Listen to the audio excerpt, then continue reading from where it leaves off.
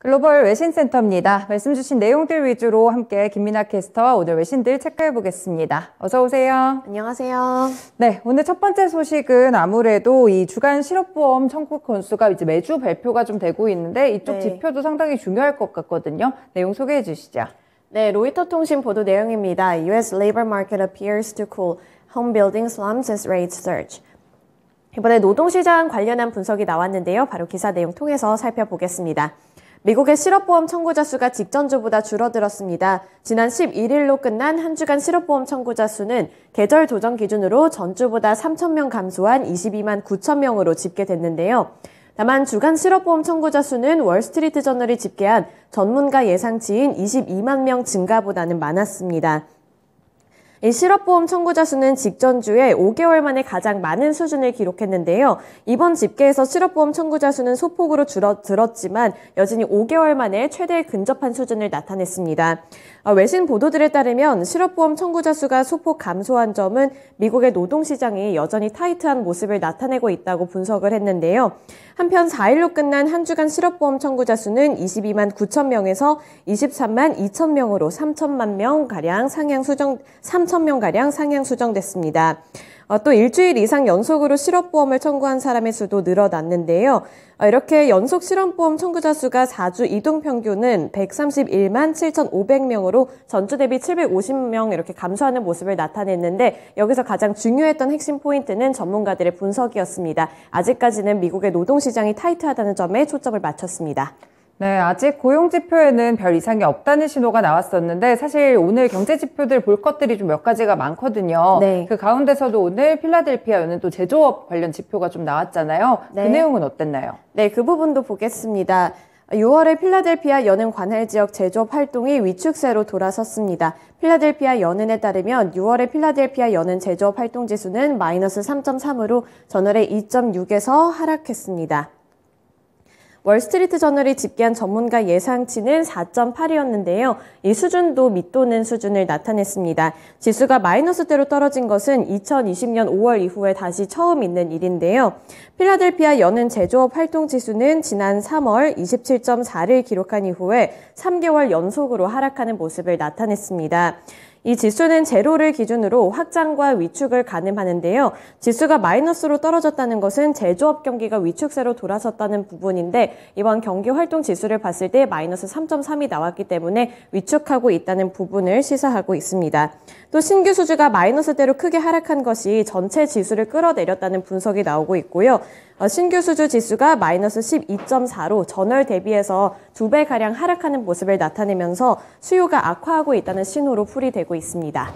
네, 제조업 활동이 조금 위축되고 있다는 점도 경기 침체 이런 국면에서는 좋지 않은 소식으로 좀 들리고 있네요. 네, 두 번째 소식으로 넘어가 보겠습니다. 네, 이쪽에서는 이제 어제 FOMC 회의 결과가 있었는데 사실 자이언트 스텝에도 불구하고 지수들이 다 상승을 했거든요. 네. 그런데 이 낙관론에 대해서는 조금 더 의구심이 드는 그런 오늘의 하락세가 있었거든요. 네. 외신에서 어떻게 봤나요? 네, CNBC 보도 내용입니다. A day after Powell's assurances about the economy, markets are worried that the Fed breaks something.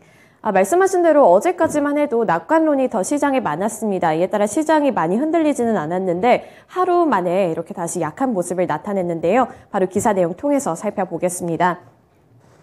FOMC 회의 이후 시장은 파월 의장의 발언을 향한 낙관적인 해석과 함께 월가에서는 연준에 대한 의구심이 급증하고 있습니다. 높은 인플레이션의 금리는 올라가고 시중의 유동성은 줄어들고 있으며 투자 자금이 증시에서 채권으로 이동하고 있다는 부분이 핵심이었는데요. 연준의 경제 전망치가 낙관적이라는 이야기가 많이 나왔는데 여기서 의구심이 들었던 이 찝찝했던 부분이 터지게 됐다는 분석입니다.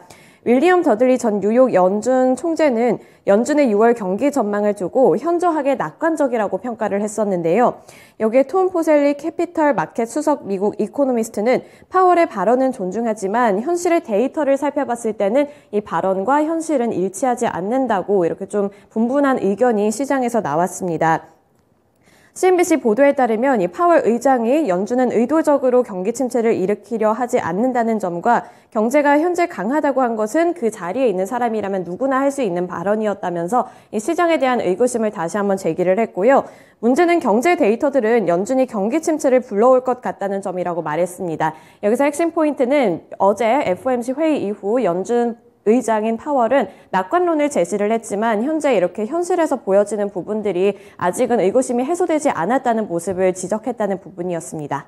네, 파월 의장의 발언 역시나 크게 야기되지 못하는 모습인데요. 이 경기 침체로 가는 과정 속에서 의견이 좀 분분한 것 같아요. 네, 그렇습니다. 이 경기 침체 가능성에 대한 의견이 분분했는데요.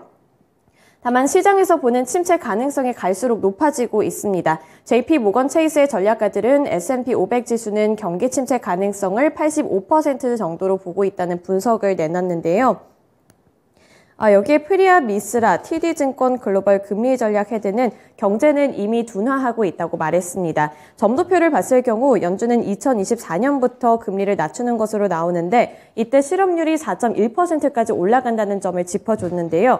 이 상황을 줄타기 하는 것은 쉽지 않고 실업률이 올라갈 때는 치솟는 경향이 있다는 점을 시나리오로 제시를 하면서 좀 위태위태하다는 부분을 짚어줬습니다.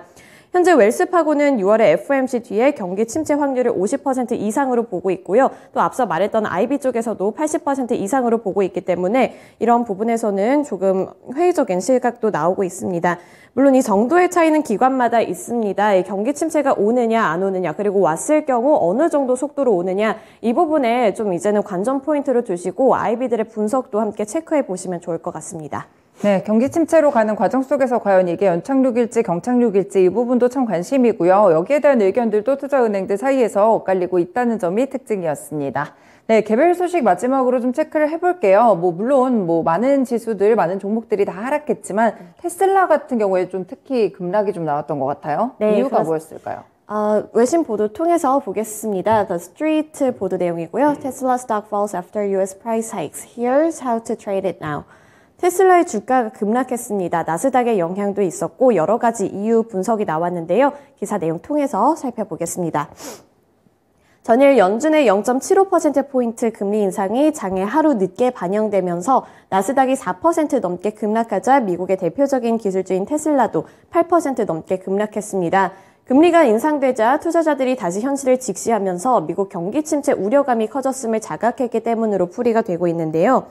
우선은 이 금리 인상 영향이 가장 컸습니다. 어제까지는 낙관론이 팽배하게 되면서 투자자들에서는 양도 랠리가 펼쳐졌는데 이제는 현실을 다시 한번 자각하게 되면서 금리 인상과 경기 침체 이 부분에 눈을 돌리게 된 건데요. 이날 미국 증시가 급락하게 된 것은 연준이 예상대로 0.75%포인트 금리를 인상하자 미국 경제 침체에 대한 우려가 높아졌음을 자각했기 때문이라는 풀이가 가장 많이 나오고 있습니다. 또 나스닥이 4% 이상 급락하게 되면서 테슬라도 영향을 받았다는 부분이 나오고 있고요. 또 여기에 더해서 테슬라가 해고를 하고 있고 고용 광고를 크게 줄였다는 사실도 주가 하락에 큰 몫을 했다는 분석이 나왔습니다. 네, 그렇군요. 역시나 자동차 쪽에서도 마찬가지입니다. 이 전기차 쪽으로, 성장주 쪽으로 좀 체크를 해보다 보니까 이런 나스닥이 급락한 영향도 받고 있는 것 같고 개별적인 기업의 악재까지도 불거지는 상황이었습니다. 네, 이렇게 세 가지 소식들 체크해봤습니다. 고맙습니다. 지금까지 글로벌 외신센터였습니다.